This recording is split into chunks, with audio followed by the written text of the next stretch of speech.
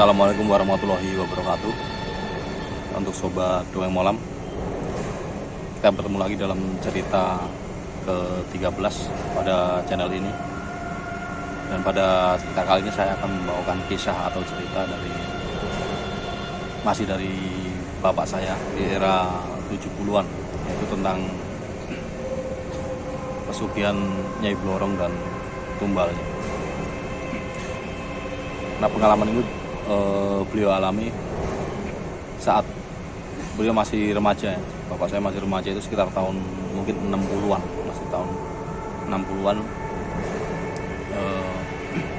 saat merantau ke sebuah kota yang cukup terkenal, posisinya di sebelah utara dari kampung halaman bapak saya. Sebelum kita lanjut bercerita, saya ucapkan terima kasih kepada sobat Dongeng Malam semua yang telah like, telah subscribe, dan telah meluangkan waktunya untuk menonton channel ini. Saya doakan selalu diberikan kesehatan, rezeki, dan yang melimpah, serta mendapatkan kebaikan dalam hidupnya. Ya, langsung saja. Waktu tahun 60-an, di mana bapak saya masih remaja, mungkin antara 12 sampai 15 tahun. Saat itu di kampung dengan usia segitu sudah, karena kondisi dan keadaan dan belum umumnya sekolah, jadi anak usia segitu udah bekerja untuk mencari uang atau mencari nafkah. Dan saat itu bapak saya merantau ke sebuah kota di sisi utara, di sebuah penggilingan padi yang cukup besar, yang karyawannya lumayan banyak. Dan di sana bapak sebenarnya Mbah Pujo, bapak saya namanya Mbah Pujo. Mbah Pujo ini pernah mendapat soulmate gitu, partner kerja itu dari berbeda kampung, bahkan berbeda wilayah. Teman kerjanya ini berasal dari Jawa Tengah, sebut saja namanya Mas Pri. Jawa Tengah sebelah timur posisinya. Dan Mas Pri ini lebih dulu masuk di situ, jadi lebih dulu kerja di situ, jadi istilahnya membimbing bapak saya dalam bekerja ya, menentukan job desk-nya, langkah kerjanya seperti ini, apa yang dikerjain kalau pagi hari, kalau siang, kalau sore. Bapak saya diajari sama Mas Pri itu. Dan usia mereka pun nggak terpaut jauh, makanya mereka bisa klop, atau sekarang dibilang satu server atau bisa jadi soulmate lah, jadi partner. Jadi selesai bekerja mereka santai berdua, kadang jalan-jalan berdua, terus juga nongkrong juga berdua gitu. Jadi udah nyaman banget lah bagi mereka.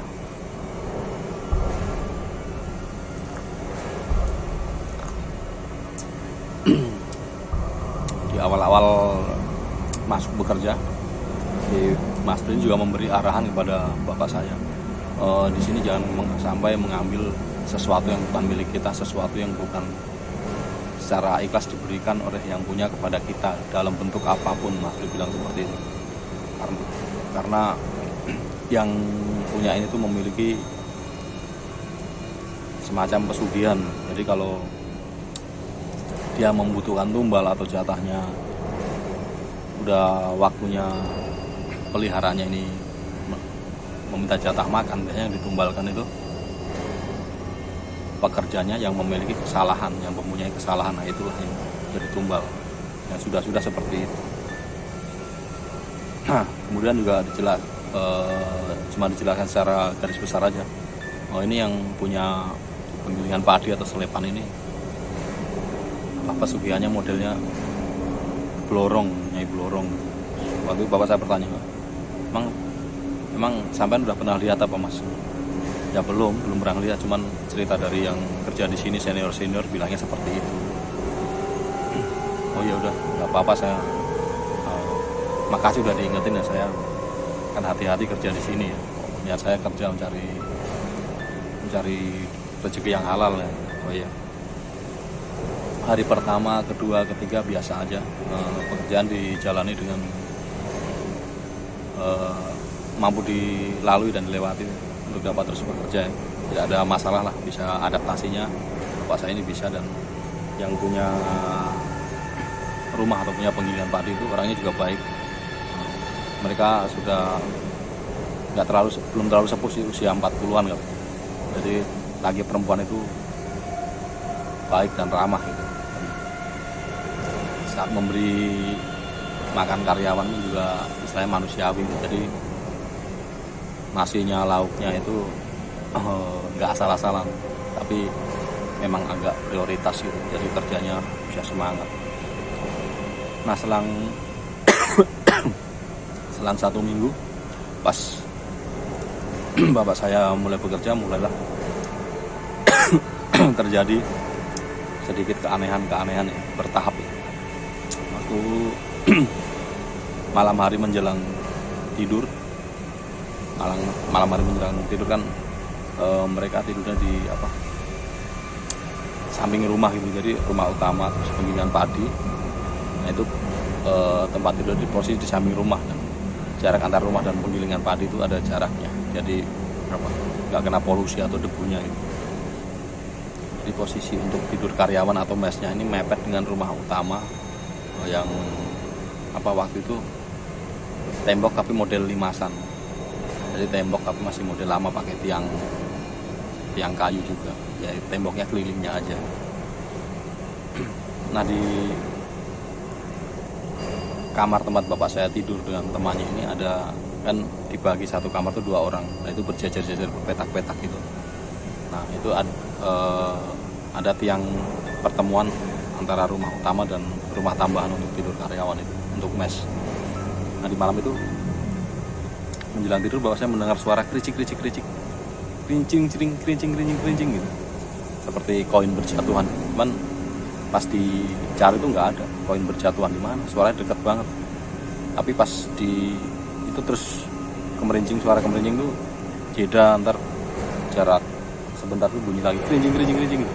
Nggak, akhirnya fokus bapak saya tertuju pada tiang kayu jati waktu itu yang menempel di dindingnya itu.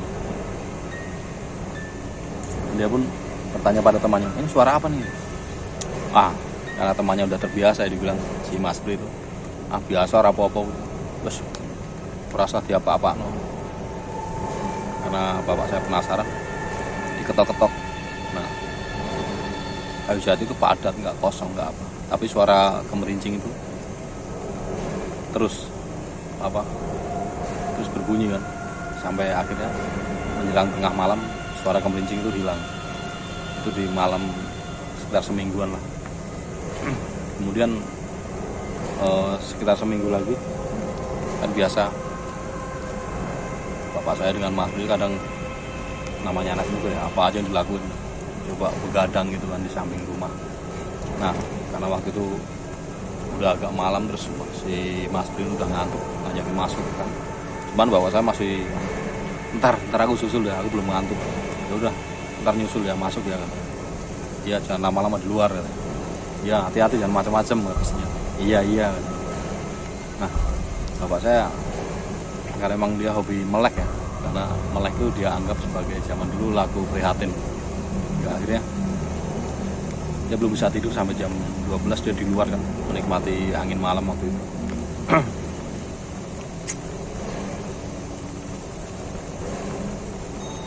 Hingga akhirnya matanya tertuju pada seputaran rumah-rumah, kan ada genteng ya. Nah di bawah genteng itu Nah di bawah genteng itu ada yang bersinar tapi agak berwarna hijau, dan itu panjang banget. Jadi mengitari rumah itu sendiri. Posisi di bawah genteng dekat dengan pintu bagian atas. Dilihat tapi itu bergerak muter gitu kan. Ada agak campur cahaya dengan cahaya hijau gitu. Karena penasaran, bapak saya mendekat itu. Pas dilihat kok bentuknya agak membulat gitu kan, membulat terus berjalan muter itu sambil ada sedikit cahaya hijau, kan agak gelap tempatnya.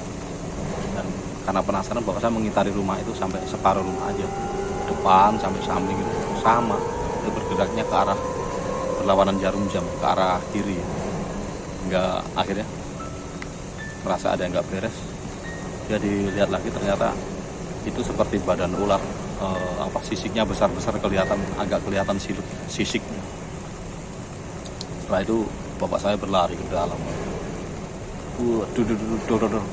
masuk. Ternyata Mas Pri belum tidur. Loh, kenapa? Ora sesuk wae. Bapak saya langsung tidur, nggak menceritakan kejadian itu pada Mas Pri. Dan akhirnya dia bercerita pada pagi harinya kepada Mas Pri. Dan Mas Pri ini hanya tersenyum karena itu udah hal biasa di situ. Kemudian malam-malam berikutnya berjalan. Nah, kali ini malam itu bapak saya suruh bersih-bersih di dalam rumah kan, sampai karena yang punya rumah atau juraganya ini kan lagi ada acara keluar rumah, jadi suruh bersihin di dalam rumah berdua dengan soulmate-nya nih, Mas Pri itu sendiri. Nah, mereka bersihin dalam rumah itu kan sampai sekitar jam 10 malam. Nah, di atas jam 10 malam itu bapak saya dan Mas Pri melihat pemandangan aneh lagi, yang di dalam rumah di pojokan bagian atas itu ada suatu benda berwarna hijau yang melingkar gitu, tapi bergerak berkeliling gitu. Pas dilihat, wah, ini yang saya lihat kemarin, kata bapak saya. Si Mas Pri pun mengiyakan, ya itu udah biasa, udah jangan diganggu. Karena penasaran, bapak saya nyetuk, ini kalau ular kok kepalanya nggak ada, dilihatin kok cuma nyambung aja kayak karet gitu kan, kepalanya kayak nggak ada gitu. Akhirnya yaudah nggak usah di itu lagi, udah kita udah beres kan, udah kelar, ayo kita balik ke mes aja. Udah hingga selesai malam itu, selesai, nggak terjadi apa-apa. Dan kemudian dilanjut udah berjalan berbulan-bulan ya, kejadian seperti itu udah menjadi hal biasa dan bukan hal yang menakutkan, bukan suatu hal yang menakutkan bagi bapak saya. Hingga suatu saat kan di rumah sebelah kanan ada tanah kosong, yang itulah kebun. Sebelah kiri kan mes, terus penggilingan padi. Nah, itu sebelah kanan kebun kosong yang sama juraganya itu ditanemin singkong. Mungkin cuman buat iseng aja kalau pas pengen senang. Singkong itu cukup luas, dan saat itu udah wayah panen karena nanamnya udah lama. Nah, karena ada singkong, bapak saya nongkrongnya pindah ke dekat singkong itu dengan Mas Pri, dan siap malam nongkrong di situ. Hari-hari itu pas pada suatu momen bapak saya ngelihat juragan yang perempuan tuh di pojokan rumah lagi ngeliatin bapak saya sama Mas Pri itu, mungkin lagi memantau atau gimana. Bapak saya lihat cuma nyolek, ada ibu. Oh, nggak apa-apa, dia emang biasa kalau jam segini keliling rumah, katanya.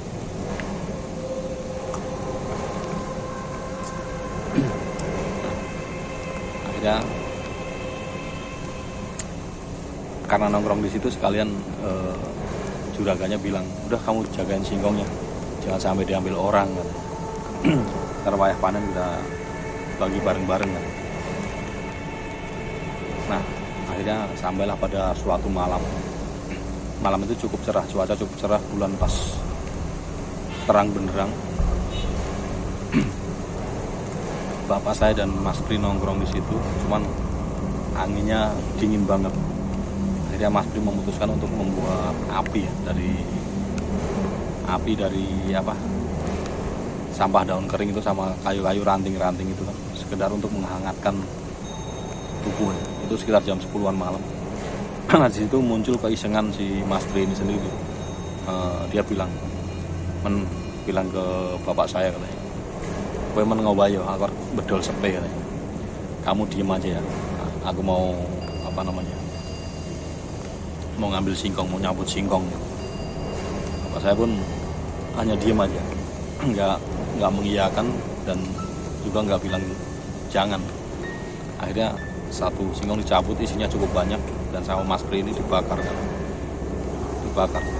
Pas pada momen bakar itu sendiri, kemudian bapak saya nengok ke arah pojokan rumah agak belakang itu, di mana di sana ada pintu belakang yang biasa buat keluar si juragan perempuan atau ibunya ini kalau pas malam hari. Dan ke sana di pojokan ternyata ngeliat sosok si ibu yang punya rumah itu sendiri. Nah, entah kenapa kali ini bapak saya nggak memberikan peringatan kepada Mas Pri itu. Jadi pojokan lama, terus masuk lagi, nah, sampai singkong itu matang, dibuka dan dimakan. Ayo dipangan yuk, adem-adem enak gitu, mangan anget-anget, kata Mas Pri kan, menawarkan beberapa singkong yang udah dibakar itu lagi dengan aroma yang cukup menggoda waktu itu. Kalau singkong bakaran aromanya cukup menggoda. Tapi bapak saya menolak, dia tetap memilih duduk. Dan saat Mas Pri itu makan dengan lahapnya, bapak saya melihat ke sana, pojokan lagi, ada ibu lagi katanya. Kok ibu ngintipin terus katanya, ada apa sih? Terus bapak saya berpikir, apa karena singkongnya diambil terus dibakar terus dimakan tanpa izin atau gimana gitu.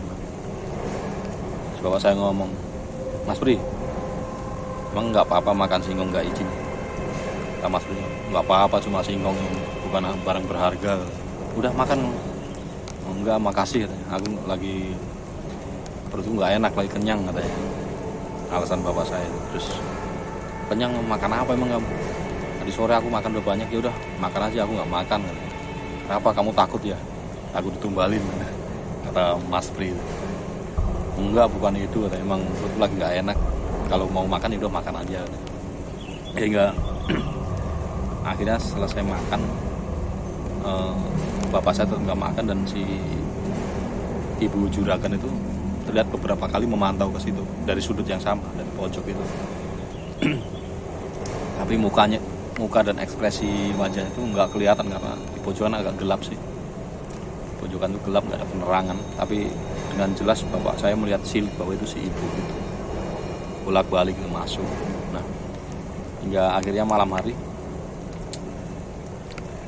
setelah itu ya, setelah makan singkong sekitar jam 11-12 kan memutuskan untuk istirahat. Ayo masuk yuk, udah malam ya. Akhirnya mereka masuk dan mapan tidur. Baru ngeliat sekitar setengah jam si Mas Pri ini tertidur tapi teriak-teriak kayak orang ngigul, kayak orang ketakutan gitu. Dibangunin, bangun, kenapa kamu? Aduh, kenapa? Wah, aku mimpi dililit ular gede banget katanya.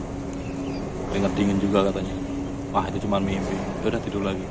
Dan itu berulang ya. Si Mas Pri itu katanya ngigu itu hampir teriak-teriak hampir ketiga kali kan. Akhirnya setelah jam 3 kali itu, jam sekitar 12, jam 1, akhirnya tertidur semuanya. Dan pagi hari ini bapak saya kan bangunin Mas Pri. Mas, tangi wis esuk katanya. Ayo nyambut gawe. Mas, tangi bangun, udah pagi nih. Ayo kerja yuk, kerja. Tapi dibangun gitu biasa kan ada respon atau ntar dulu apa gimana. Itu nggak ada, diam aja. Karena penasaran disenggol kan, disenggol kakinya. Mas, tetap nggak ada gerakan. Nggak, akhirnya dipegang kakinya, ternyata kakinya dingin terus pas dilihat itu kakinya dingin dan pucat. Bapak saya iseng ngeliat dadanya ya, udah nggak, ternyata dadanya nggak bergerak nih, nggak ada kelihatan napas, nggak kelihatan bahwa Mas Pri itu bernapas. Nggak, karena panik akhirnya teriak-teriak minta tolong, dan teman-teman yang satu sampingnya itu pada keluar dan ngecek kejadian, dan memanggil yang punya bapak dan ibu juragannya ke situ. Dan setelah dicek ternyata Mas Pri ini udah meninggal, kondisinya pucat dan mungkin kalau sekarang bisa diagnosanya mungkin serangan jantung gitu. Pokoknya kondisinya pucat, udah meninggal itu. Tapi untuk karyawan situ yang lain pun udah hafal, karena setiap pekerja yang bekerja di sini dan sakit ataupun sakit di sini terus meninggalnya di rumah atau langsung meninggal di sini tuh gejala dan ciri khasnya sama. Tahu-tahu meninggal ya, nggak, paling sakit paling sehari atau 2 hari langsung meninggal aja. Jadi secara logika mereka bilang ini buat tumbal gitu. Ya wes, akhirnya itu diurus, jasad diurus dan diantarkan ke rumah duka, dikebumikan di rumah ibunya waktu itu. Dan sore itu juga bapak saya ikut mengantarkan jenazah. Setelah itu pulang dan kembali ke rumah dan nggak mau balik lagi ke situ. Dan dia bercerita pada bapaknya kejadian seperti ini. Akhirnya juga diambil kesimpulan bahwa memang temanmu ini buat tumbal pesugihan blorongnya sang juragan. Untung kamu nggak ikut makan. Kalau kamu ikut makan di antara salah satu dari kamu pasti ada kesempatan kamu terpilih. Jadi kesimpulannya begini, seorang target yang akan ditumbalkan itu tidak akan bisa diambil jika dia tidak menyalahi atau membuat kesalahan dengan mencuri atau mengambil hak yang bukan miliknya dari juragan itu sendiri. Metodenya bisa juga kita dikasih si calon tumbal itu dikasih barang-barang apapun ya, biasanya berbentuk uang sih sama kesenangan apa gitu, untuk ditumbalkan. Nah, ini masalahnya hanya sepele ya, karena singkongnya itu menjadi umpan untuk menumbalkan, untuk mendapatkan tumbal itu sendiri. Ya, ceritanya seperti ini. Itu terjadi sekitar tahun 60-an ya, dimana pendidikan agama belum segencar sekarang dan etika maupun pengetahuan itu belum seperti sekarang. Jadi di sini kita bisa ambil hikmah, ambil positifnya dan buang negatifnya. Dimana kita belajar kejujuran itu sangat penting, dan dimana kita mencari rezeki dengan halal itu juga lebih penting. Ya, terima kasih untuk sobat Dongeng Malam yang telah mengikuti channel ini. Saya ucapkan terima kasih ya. Dan bagi sobat semua yang punya pengalaman atau cerita horor dan ingin diceritakan kembali di channel ini, bisa kirim dalam format video maupun audio ke jackminator@gmail.com, atau di akhir video nanti akan saya sertakan alamat emailnya ya. Ya, terima kasih atas perhatian semua. Semoga sobat semua diberikan kesehatan, rezeki yang melimpah, dan mendapatkan kebaikan di dalam hidupnya. Sampai ketemu di cerita horor ke-14 nantinya. Salam Dongeng Malam.